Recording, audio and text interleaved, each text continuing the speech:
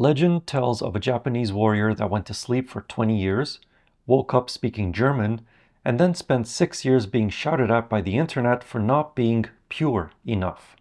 But now, the Mark V Supra is facing the executioner's blade. Only 25 of these final editions will be making it here in Canada. It's the swan song for a car that, when it was launched, was criticized for being more German than Bratwurst. But now that it's leaving, I think that we're gonna miss it.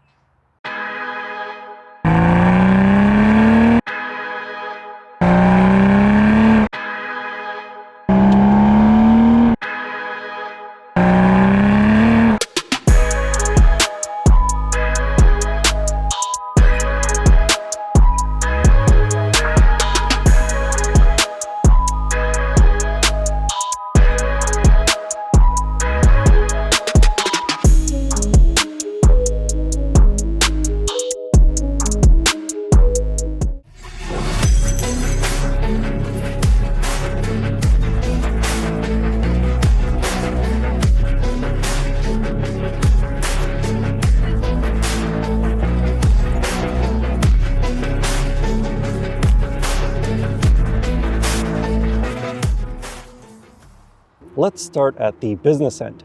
Under this giant hood is the B58 from BMW. It's a 3-liter turbocharged inline-6 engine that produces 382 horsepower and 368 pound-feet of torque. But as we all know, those numbers are a bit of a lie. In reality, this engine probably produces closer to 400 horsepower.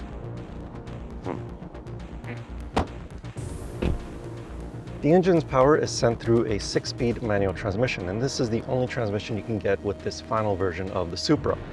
And what a 6-speed it is. The shifter has a mechanical but very smooth feel, and also the clutch is super easy to use even if you're stuck in rush hour traffic.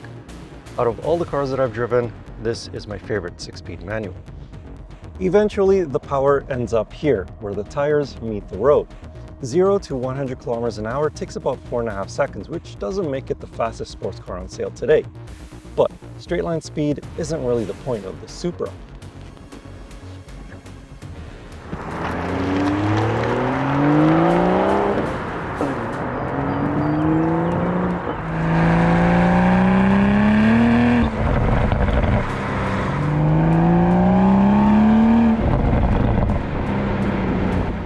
It's in the corners where the extra $20,000 Canadian that you have to pay for this final edition goes. Toyota has basically thrown the kitchen sink at the chassis. It has stiffer control arm bushings, stiffer suspension mounts, more suspension bracing, and aluminum brackets to hold it all in place. The adaptive variable dampers have also been retuned to be more aggressive. This translates to a front end that is telepathic. It turns in with the sharpness of a housefly. There's also proper feedback through the leather-wrapped steering wheel. You can feel the weight transfer through the front tires and how much grip they can provide. To keep things under control, the active differential shuffles the power between the rear wheels. When you lift off the throttle mid-corner, the car doesn't try to kill you, it just pivots gracefully. It's balanced, poised, and it feels less like a computer game and more like a physical machine. It's analog in a digital era. To stop, the front rotors have been increased in size from 13.7 inches to 14.7 inches, and they are still clamped down by big Brembo 4-piston calipers. The brake pedal feels solid. However, if you do have a little bit of finesse, then you can bring this car to a smooth and gradual stop without too much of a head-bobbing movement.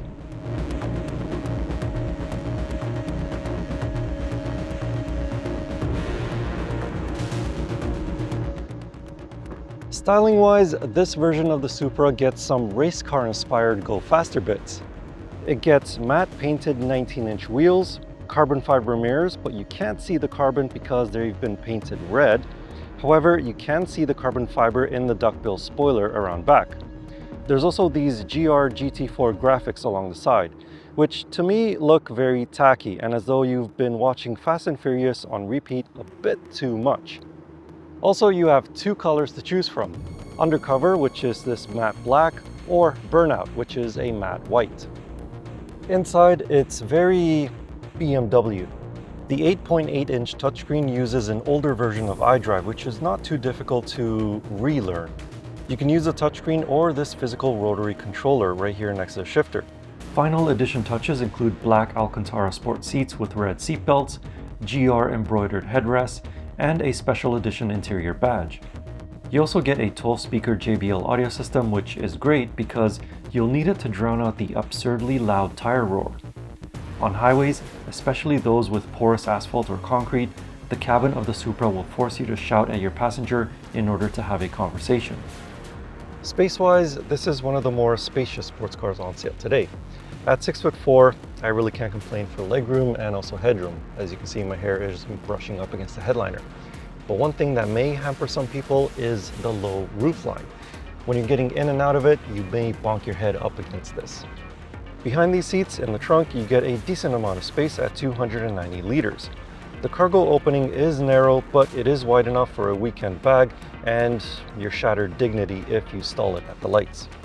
How is it if you use this as your daily driver? It's surprisingly supple. It is a sports car at the end of the day, so the ride is firm, but the adaptive dampers provide just enough damping to make the biggest city street potholes or manhole covers not feel like as though the wheel has fallen off. Outward visibility is not the greatest, especially out of the right rear. That blind zone is massive. Thankfully, blind spot sensors are standard. As for the fuel economy, it's rated for 12.6 liters per 100 kilometers in a city and 9 liters per 100 kilometers on a highway with this 6-speed manual. It is thirsty, but complaining about fuel economy in the Supra is like complaining about your pet tiger eating too much meat. It's a tiger. That's what it does. Now for the bad news. As I said earlier at the start of the video, there's only going to be 25 of these coming to Canada. So you'll have better luck playing the lottery than you do getting your hands on one of these. Then there's the price. The standard manual Supra starts at $63,375 Canadian. This one is $83,507 Canadian. And that's before taxes, and because it'll be sold at dealerships, it'll have markups.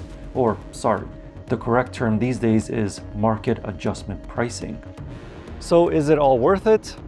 Honestly, no. It feels like you're paying more so for the exclusivity rather than the performance. You can take a standard Supra and add on all of the go faster bits that this one has for a lot less money. And that's what I would do. Despite its critics, the Supra was a magnificent car. Sure, it wasn't all completely built by Toyota using Toyota parts, but the BMW source bits and the Toyota tuning paired perfectly with each other. It showed us that Toyota still knows how to have fun. So now we must say goodbye to the Supra as we know it. It was a magnificent German-Japanese experiment, and I'm gonna miss it. But if you would like to know more about this 2026 Toyota Supra Final Edition, I have a more detailed written review of it over on my website. You can find that link in the video description or click on the pop-up banner right up here. And as always, I will see you in the next car, truck, or most likely it'll be an SUV next time. Anyway, thank you for watching. I hope you enjoyed the video and see you in the next one.